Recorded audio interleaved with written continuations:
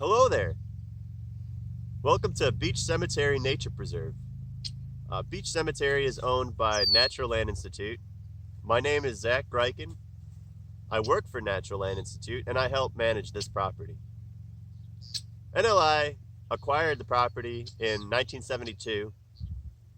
Old Beach Cemetery, as folks from the area have referred to it, is in Ogle County, just outside of Davis Junction, Illinois. It sits in what is known as the Grand Prairie Natural Division.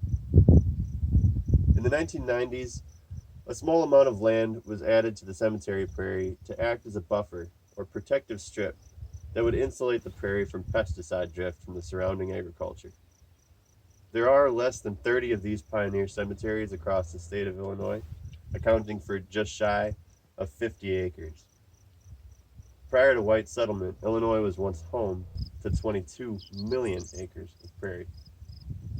Most of the habitat here is considered dry prairie, which means the plants that grow there thrive in well-drained soil like you'd find in a sandy place, or in this case, a glacial cane. The plants that grow here are, some of them are very rare, and all of them are very cool. So I'm happy to have you along so we can go take a look at what's growing. So as we get started today, you'll notice that Beach Cemetery sits upon a hill. The hill is known as a kame, which is a glacial deposit of sand and gravel left over from the receding ice sheet of a glacier. So we're on our way up to the top of the hill, and we're going to look at a few things up there, some really cool plants and some of the cultural features of this site that make it unique. We're passing through an edge community in the prairie, and I noticed that this spreading dogbane, or Apicinum androsemifolium, it's kind of a mouthful, but this one is got a developing bud. So a few of the identifying characteristics for spreading dogbane are this red waxy stem, waxy leaves. Some people mistake this one for common milkweed, and like common milkweed, it does have a white latex sap. Up at the top of the plant are a cluster of small white flowers.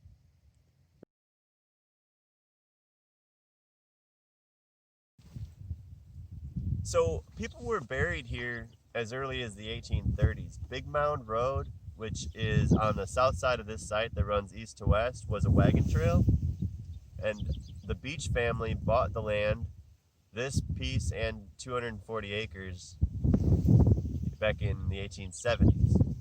So after that, the Beach family buried their dead here, and some of their stones are still here. These limestone gravestones get weathered. Limestone weathers very easily compared to the headstones that we have in modern day cemeteries that are usually made from granite or other more durable materials. So you can almost make out some of the names and dates on this headstone, and there are several headstones or pieces of headstones behind me laying down in the vegetation. One thing that I read was that there were cows on this site after there were people buried here. So the cows knocked stones over and they trampled on the stones and broke them.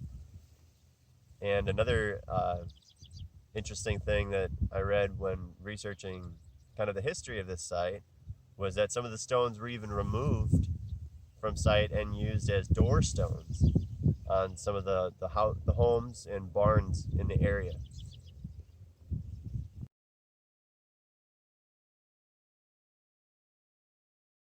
So we're not too far away from that headstone, and right away we got a couple of really cool plants.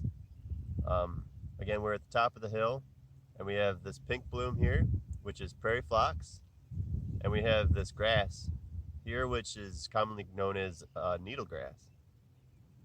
So here is Prairie Phlox, and we're mid-June now, so some of the flowers are blooming still, and then some of them are done blooming and have seed developing. Phlox is identified by having these usually pinkish or whitish flowers with 5 petals. Prairie Phlox grows very low to the ground. The flowers are flat, which make them very easy to land on if you're a butterfly looking for nectar. I think Prairie Phlox is one of my favorites. It's very low growing, which would make it ideal for landscaping, but these are very, very uncommon.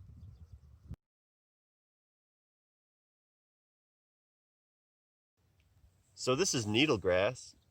Needlegrass is also, like the phlox, fairly low growing. It has these very, very fine grass leaves. The blades are very skinny.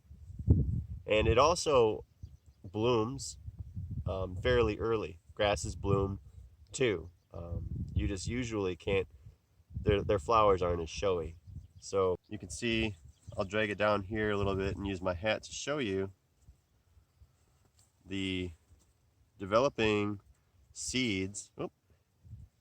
And the reason why this plant is called needlegrass, the grass has these very long hair-like structures called awns, A-W-N-S, awns, and these aren't quite ripe yet.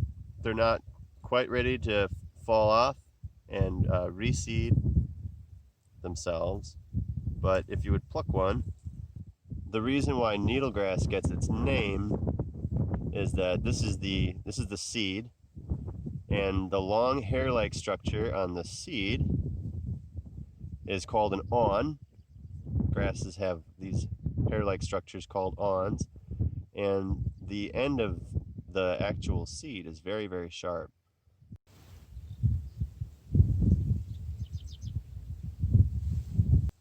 So here is another prairie plant, a true prairie plant.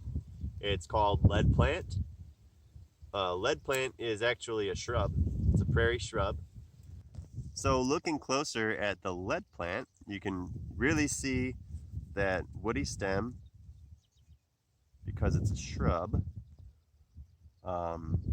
We see that there are these leaves that are actually compound leaves. They have little leaflets here. They're pinnately compound, which just means that the leaflets are across from each other.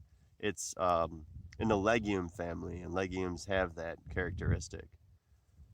Its blooms are building. The buds right now, all they look like are these fuzzy, purpley, greenish, whitish clusters here at the end of the branch, but they again turn that brilliant purple and yellow color, making this plant a really nice native landscaping solution for around your home if you're looking for some low growing shrubs. This one provides nectar and pollen, and also is a host to many different kinds of insects. And it's just a really nice plant in general.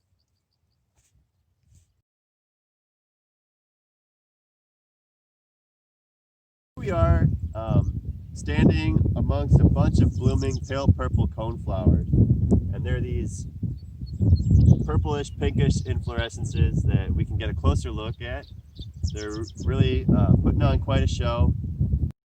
So here is the pale purple coneflower, Echinacea pallida. It is a composite, which in botany terms means that it has two kinds of flowers. It has many of these disc flowers, and then it has these purple, pinkish ray flowers, like rays of the sun. The plant itself is covered in these coarse hairs, and the leaves of the plant are skinny, but very, very sandpapery. We get down to ground level, and we actually have the cluster of basal leaves, and this is all the same plant.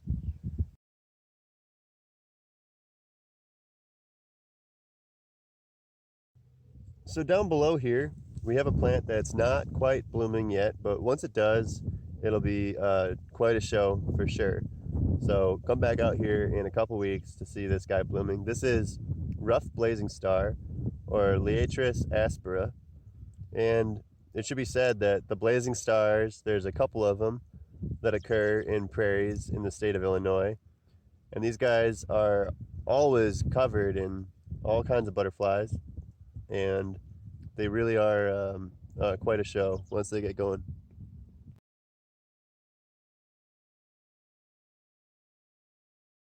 And next to the blazing star is this plant. This is silky aster, and it's so named for those silky, kind of that iridescent, silky quality that the leaves have. It's actually caused by, it's covered in finely textured hairs. And this one, also fairly low growing, gets a nice purplish bloom, and it's just one of the most striking asters that we have in our region. You should go out and plant this one next to your front step.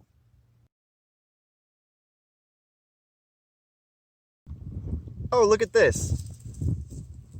Just hanging on to its flowers. This is we're a little late on this guy here. This is hoary puccoon, and the flowers of the puccoons are, yellow to orangish. This one is hoary puccoon, Lithospermum canescens. A lot can be said about a place where you run into the puccoons.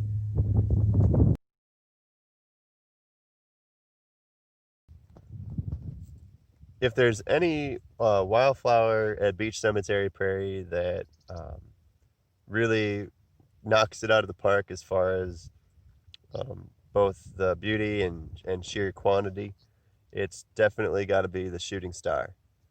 What is left for us right now is nowhere near as pretty, but when you're walking through a prairie and you see this, you know that you have them. The seed pods are these bulbous features here, and they develop from, here's a flower by my thumbnail that didn't produce a seed pod, and their flowers are really, really showy. They hang upside down. They're pretty goofy flowers. Down at the base of the plant, we have these basal leaves that are all done. You can see there's no duff holding much moisture in this soil right now. There was a controlled burn down here in the spring, and these plants have dried out. We saw some basal leaves earlier in an unburned portion of the prairie that were still pretty fleshy and had some green color to them. But when you see them growing, they have kind of a greenish, waxy appearance with red midrib.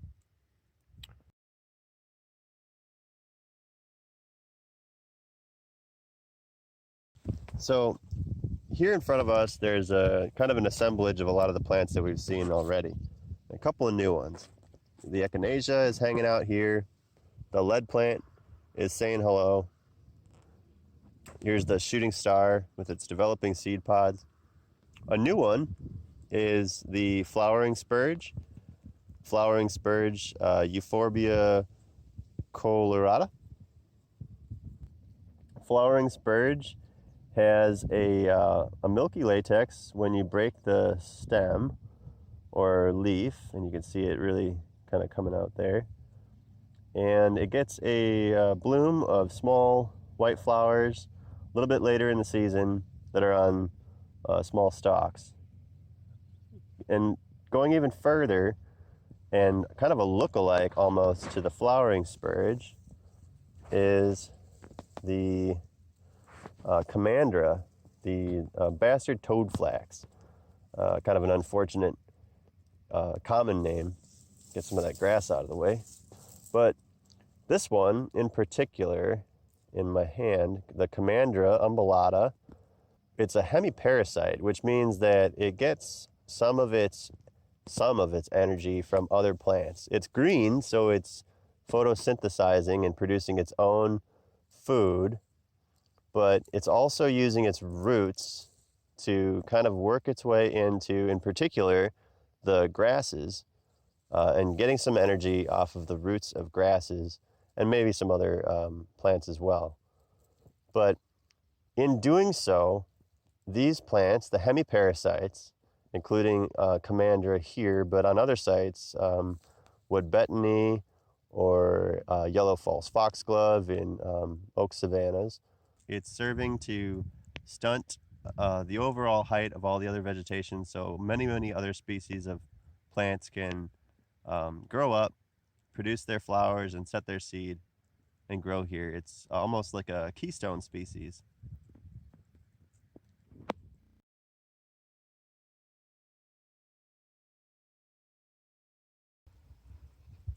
Here are a couple more prairie species that you'll find typically in these remnant dry prairies. This one here with the large lobed sandpapery leaves is the compass plant. And then there is also a patch of the Prairie Coreopsis. The compass plant has these very finely dissected loby leaves that are very sandpapery.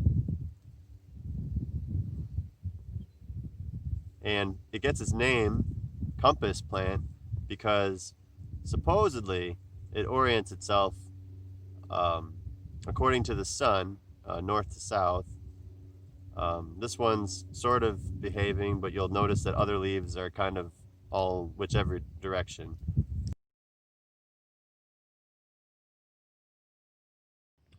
And then next to the compass plant is the Coreopsis. Coreopsis palmata grows here and has these cleft leaves, and here are the building blooms. This will open up into yet another sunflower. Sunflowers and legumes are very common here at Beach Cemetery, in any prairie in Illinois. Sunflowers and legumes.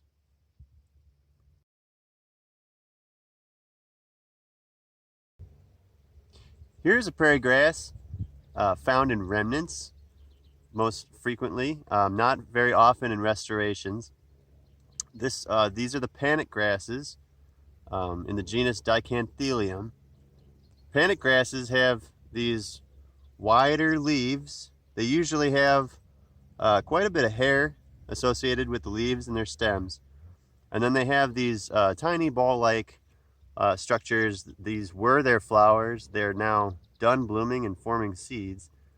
This one is called Scribners panic grass, and pretty cool. So these are, because they're already finished doing their thing, we consider these more of a cool season grass, and they're a native cool season grass, which is pretty uncommon and pretty cool.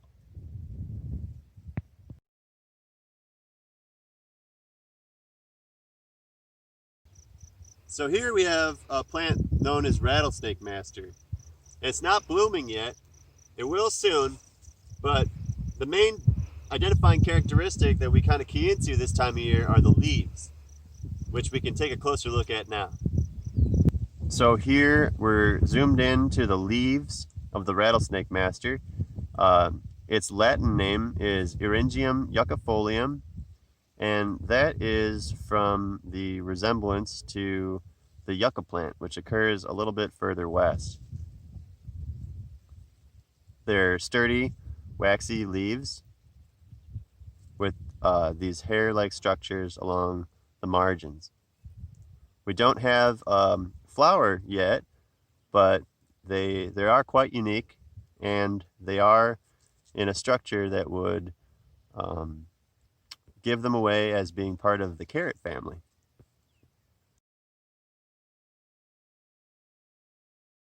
So way down here is another plant, another prairie shrub, and this is Pasture Rose, or Carolina rose. It's a rose. It has 5 petals.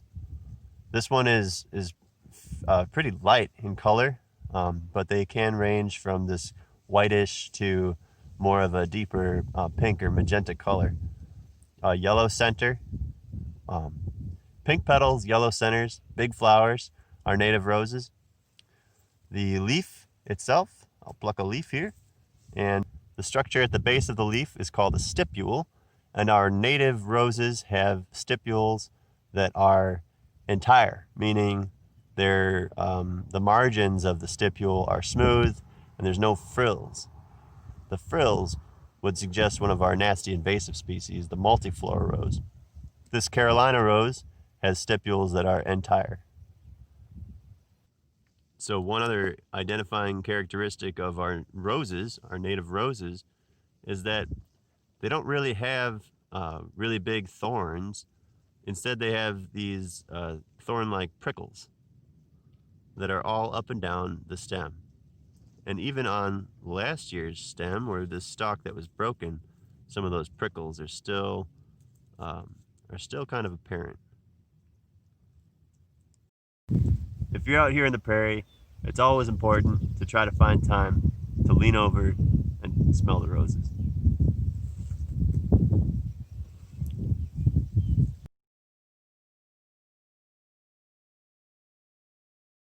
We came across our native Pasture Thistle, which is not as prickly as our other thistles. I can sort of do this without getting prickled too badly.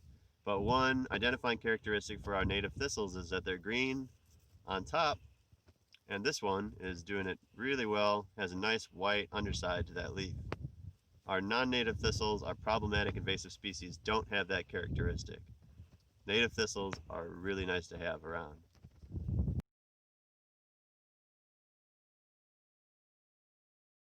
Here we have another prairie carrot. This one is golden Alexander's, and to be more specific, it's heart-leaved golden Alexander's, Zizia aptera. I'll move this Coreopsis out of the way so we can get a glimpse at the leaves. Here is the basal leaf of the heart-leaved golden Alexander's, and if I flip it the other direction, it sort of resembles a heart. It's got the cordate base, and it can't be said how important our carrots are for a whole another swath of biodiversity that occurs here in the prairie.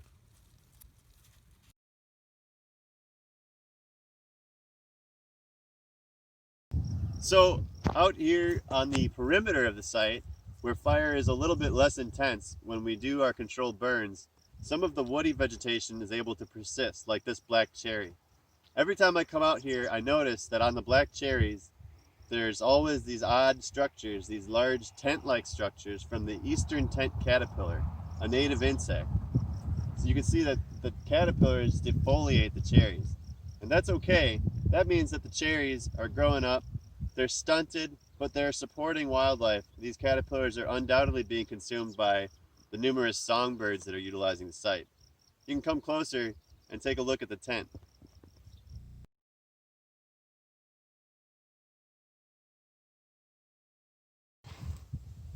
Thanks everybody for tuning in today. I hope it was enjoyable for you. If you want to plan a visit or you want to know more about the site, please contact the office at Natural Land Institute. See ya.